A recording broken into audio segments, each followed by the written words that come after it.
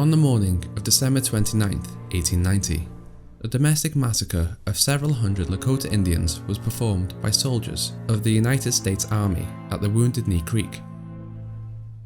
At the age of 16, Booker DeWitt, a member of the 7th Cavalry Regiment, was given the nickname the White Injun due to his gruesome actions against the Native Americans. A year later, Booker attended a baptism in an attempt to ease his horrific memories and wash away his sins from the Battle of Wounded Knee.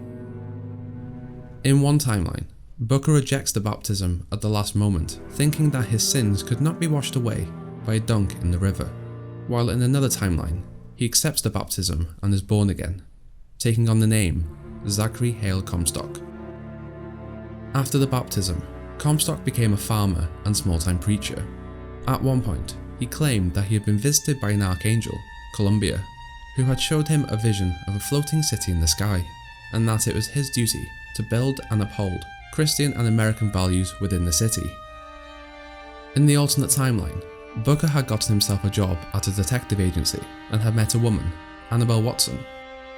In the Comstock timeline, Zachary had met with the US Congress with his idea to build the city, which they agreed to fund, believing it could be a showcase of American exceptionalism. They decided to name the city Columbia.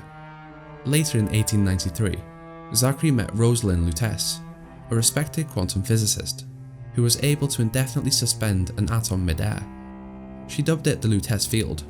The two then worked together using the Lutece field to create Columbia, a floating city in the sky. During this time in Booker's timeline, he had become a father, although his wife Annabelle had died in childbirth. He called his daughter Anna in honour of her mother. The death of his wife sent him into a depression, which turned him to alcohol and gambling, far into debt. Upon further experimentation with the Lutece field, Rosalind discovered that the quantum atom that she had been observing was also being observed by someone from another dimension. She learned that this person happened to be a male version of herself, named Robert. They form a relationship and communicate by Morse code by turning on and off the Lutece field. Using her research, she creates the trans-dimensional machine, a machine able to open portals, which she called tears, across dimensions, time and space. With the creation of the machine, Comstock began to use it to enhance his status from preacher to prophet, by using tears to look ahead in time at events.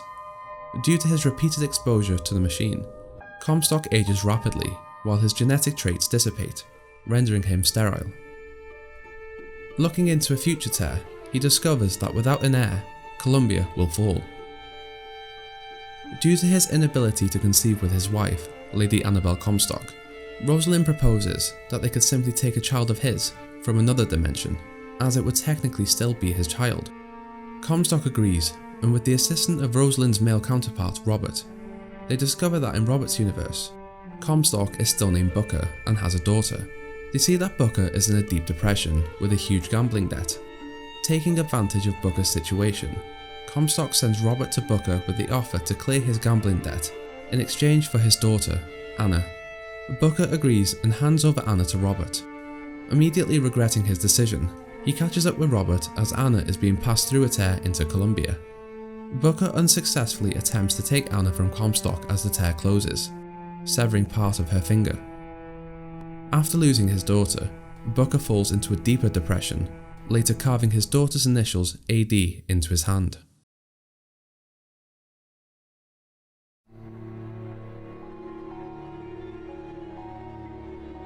To explain the sudden appearance of his new daughter, Comstock tells Columbia that Lady Comstock had been pregnant for only 7 days, giving birth to a miracle child, a story elevating his status as prophet. He renames her Elizabeth Comstock and refers to her as his seed that will one day take the throne of Columbia. Unaware of where Elizabeth actually came from, Lady Comstock abides by her husband's claims. Upon viewing another tear, he sees that Elizabeth is destined to destroy the surface world when she becomes the ruler. A year later, Columbia starts a global tour of major cities. Rosalind, Robert and Comstock continue to improve and build the city for years as it travels the globe. As Elizabeth grows older, they discover that she has the ability to open windows to other worlds, much like the trans-dimensional machine. They theorize that Elizabeth is able to do this as her body exists across 2 dimensions, due to her finger being severed at such a young age during her passing over. After 2 years of compliance, Lady Comstock becomes suspicious of Elizabeth's origins and accuses Rosalind of being her mother. Rosalind denies the claim and explains where Elizabeth actually came from, which Lady Comstock has trouble believing. Confused and angered, she threatens to tell Columbia where Elizabeth came from. To stop his secret from coming out, Comstock has her murdered and blames her servant, Daisy Fitzroy. Due to Elizabeth's power and the transdimensional machine, tears begin to appear all around the city. Jeremiah Fink, an inventor, realizes that profits could be made by stealing advanced technology from alternate universes inside the tears. He begins working with a scientist from another universe, Dr. Suchong. In Suchong's universe, a man had created a city under the ocean. Around the city, they had found a chemical substance that had the ability to rewrite genetic material, allowing the user to change themselves. The people of this city had called it Adam. Fink ordered underwater expeditions to where the city would be in his universe, and collected Adam. From this, he created vigors, domestic aid tonics, that gave the user extraordinary abilities after consumption, such as lighting a fire and lifting heavy loads. These vigors sell extremely well, and he amasses an empire in his large district of Columbia, Finkton. After the false accusation of murdering Lady Comstock, Daisy takes refuge in Finkton, and inspires the formation of the Vox Populi, a protest group against the founders of Columbia, and demands rights for people of colour, the foreign-born, and labourers, as Fink had begun using his workers like cattle. While looking into a tear, Comstock sees that Booker DeWitt will one day somehow enter Columbia and come for Elizabeth. He also notices that he has the initials AD carved on his hand. Fearful of his heir being lost to his alternate self, he creates a prophecy for the city that a false shepherd will one day come for Elizabeth to lead her astray from her destiny in becoming Columbia's leader and destroying the Sodom below, using AD as the signifier of the false shepherd. Comstock imprisons Elizabeth in a tower on Monuments Island, both to protect her from the Vox Populi, who have declared that they wanted to take down the founders of Columbia, and to protect her from the false shepherd.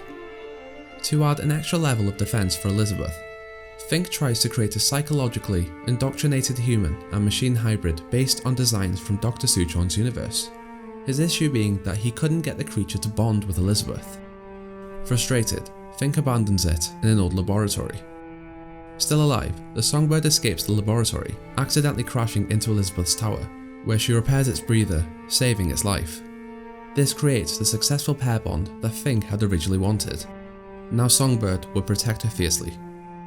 By 1900, the Luteces had begun measuring Elizabeth's power levels.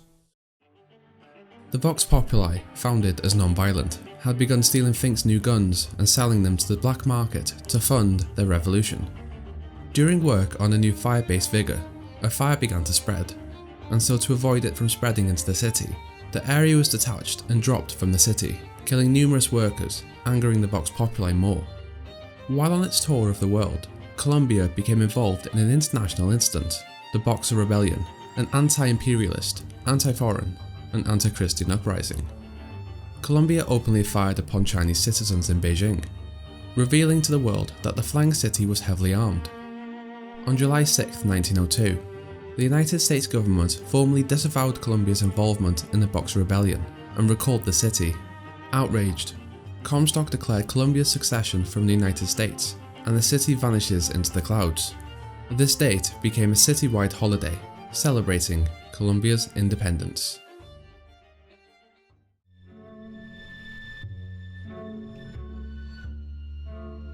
With its independence, Columbia thrived. By 1906, the war between the Colombian police and the Vox Populi had escalated, with Daisy revealing herself as the leader. Rosalind and Robert continued their research and observation of Elizabeth. As she grew older, she found interest in reading, learning the skill of lockpicking, singing and painting, living a content life with Songbird. Elizabeth began using her special abilities more as they grew in power, and was able to view other worlds, specifically taking an interest in the city of Paris. In time, Elizabeth came to resent her captivity and Songbird yearning for freedom. Her first menstruation gave her an increase in power, which led the Luteces to create the Siphon, a device which leached Elizabeth's quantum energy preventing her from using her powers to their full potential while giving them the ability to harness it. In 1909, Daisy Fitzroy is captured by the police, and before her scheduled lobotomy, she broke free, the incident turning her non-violent protest group into a brutal militant force against the city. Rosalind and Robert observe a tear which reveals the truth about Comstock's prophecy. Elizabeth would abide by her father's beliefs and become the city's ruler, after which she would lead Columbia to wage war with the world below. The twins did not want to see this happen, so they sought to change it. Robert proposed that they send Elizabeth back into his reality with her original father. Comstock becomes aware of their plan and has Fink tamper with their Lutece device. When the Lutecers attempt to use the sabotage machine, it malfunctions. While it does not kill them, it spreads their atoms across all realities, making them omnipotent. With their newfound knowledge and abilities, the Lutecers plan to bring Elizabeth's original father, Booker, to Rosalind's reality where Columbia is.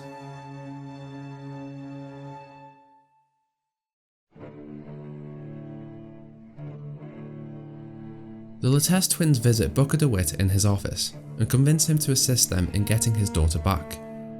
They try this 122 times across multiple timelines. In each one, Booker fails and dies.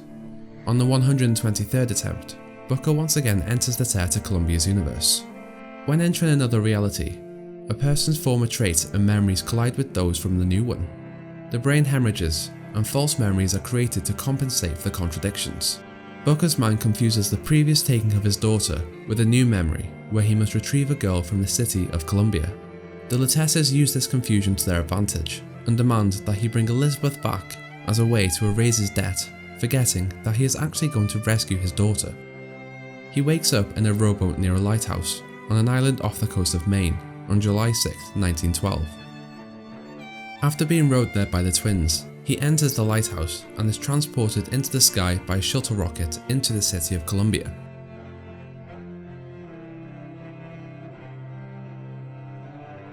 Booker arrives in Columbia's Welcome Center, a church dedicated to the founders and Father Comstock. He is then forcibly baptized in order to enter the city.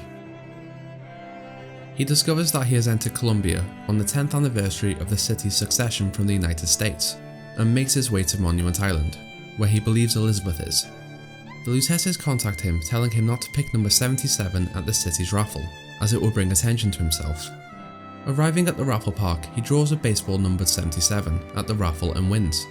The raffle's host, Jeremiah Fink, notices the AD carved on his hand, and alerts the Columbian police to attack, as he recognises Booker as the false prophet, foretold by Father Comstock. Booker escapes and makes his way to Monument Island, entering it. He comes across various observational videos, photographs, vitals and charts about Elizabeth, realising that this girl has been observed her whole life, unaware that she is his daughter. He accidentally falls through the ceiling into Elizabeth's library. While initially scared and defensive, she is relieved by the presence of another person and expresses her desire to leave. Elizabeth becomes fearful as a whistling signal blows, and the songbird arrives at the tower. She and Booker escape from Monument Island, barely evading Songbird, who destroys most of the building. They plan to use a Zeppelin, the First Lady, that will take them out of Columbia. Booker promises Elizabeth that he will take her to Paris, although he actually intends to take her to New York to clear the debt he believes he has. To gain access to the Zeppelin, they realise that they have to get the shock jockey Vigor, which is located in the Hall of Heroes, a museum dedicated to Columbia and Comstock's history. Booker discovers that Cornelius Slate, an old comrade from the Wounded Knee Massacre, has joined the Vox Populi and taken refuge inside there. Fighting through Slate's men, Booker and Elizabeth find an exhibit that covers the death of Lady Comstock, and to her horror, Elizabeth discovers that she is the daughter of Comstock, and that he intends to make her follow in his footsteps, becoming Columbia's leader. Booker finally neutralises Slate to his request, and recovers the bottle of shock jockey needed to power the gondola to the First Lady. As they leave on the Zeppelin, Elizabeth notices that Booker is steering towards New York instead of Paris. She questions this, and Booker reveals his true intentions, that he needs to bring her to New York to a man who can clear his debt. Elizabeth fakely breaks down in tears. As Booker comforts her, she knocks him out with a wrench.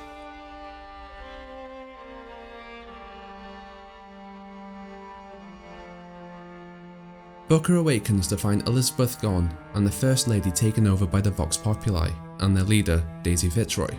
In order to reclaim the First Lady, Daisy tells him that he must first assist the Vox Populi by finding a gunsmith, Chen Lin, to resupply weapons for the Vox Populi's cause. Booker finds Elizabeth and pursues her, but is attacked and thrown off the city by a handyman.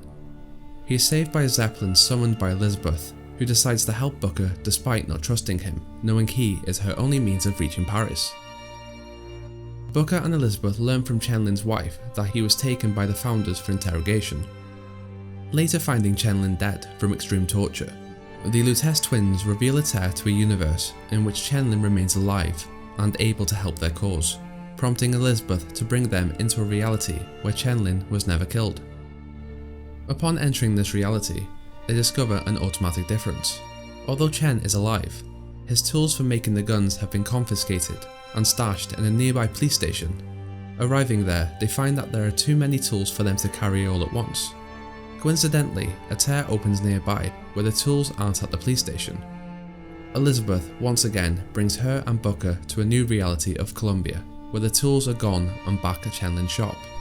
In this reality, they find that Elizabeth had been taken away from her tower before Booker could reach her, therefore he had reunited with Cornelia Slate alone, and the two had died burning down the Hall of Heroes, becoming martyrs for the Vox Populi.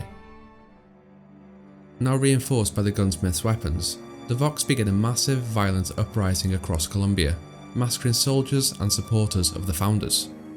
As Booker and Elizabeth head to reclaim the First Lady, Daisy is perturbed to see him alive, labelling him either an imposter or a ghost, sending members of the Vox Populi after him. The Luteces meet with Daisy and explain that it's crucial for Elizabeth to kill her as it will lead to Comstock's death.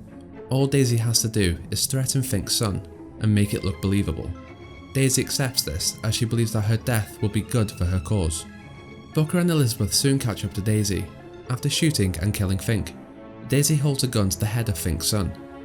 Booker distracts Daisy as Elizabeth comes from behind her, plunging a large pair of scissors into her spine, killing her. This heavily traumatizes Elizabeth, who retreats to the First Lady. Booker takes the First Lady's controls, but before he and Elizabeth can leave Columbia, the Songbird reappears and they crash-land the ship. The two crash-land in Emporia, where the Lutece twins inform them that the only way to leave is to control Songbird. They begin to unravel a conspiracy behind the founding of the city through tears around Emporia. They learn about the Luteces, Lady Comstock's murder, and that Elizabeth is actually the adoptive daughter of Comstock. Arriving at Comstock House, Songbird appears and takes Elizabeth. Booker chases after them, only to find himself suddenly in a snow-covered Columbia. He then enters Comstock House after hearing Elizabeth's cries for help. Travelling through the house, he finds her and realises that he has been brought forward 72 years. Here, Elizabeth has upheld her father's prophecy to use Columbia to destroy New York City. The old Elizabeth explains that it was her loss of hope that broke her, and now regrets what she has become. She gives Booker instructions on how to control the Songbird and sends him back to 1912 to rescue her younger self. Returning to Comstock House, Booker enters an operating room where he finds Comstock and his doctors torturing Elizabeth. He deactivates the siphon that is reducing her powers, and she opens a tear to a field being ravaged by a devastating tornado, killing the doctors. They fight their way through Comstock's forces and board his Zeppelin, Hand of the Prophet, finding him in his cabin. Finally face to face with Comstock, he attempts to regain Elizabeth's trust by demanding that Booker tell her the truth about her lost finger. As Booker doesn't remember, in a fit of rage he smashes Comstock's head against a baptismal font multiple times before submerging his face in the water, drowning him.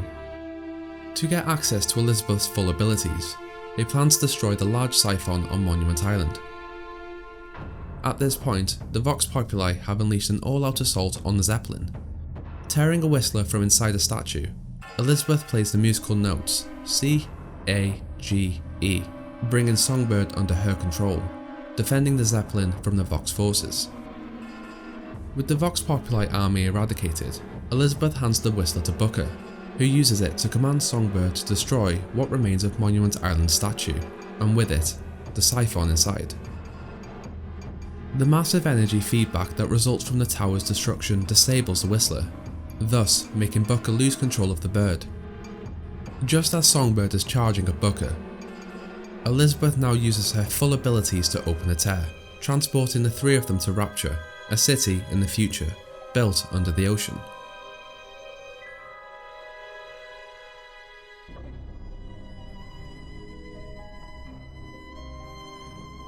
Inside of the underwater city's welcome center, Elizabeth and Booker watch as Songbird is crushed under the extreme pressure of the ocean.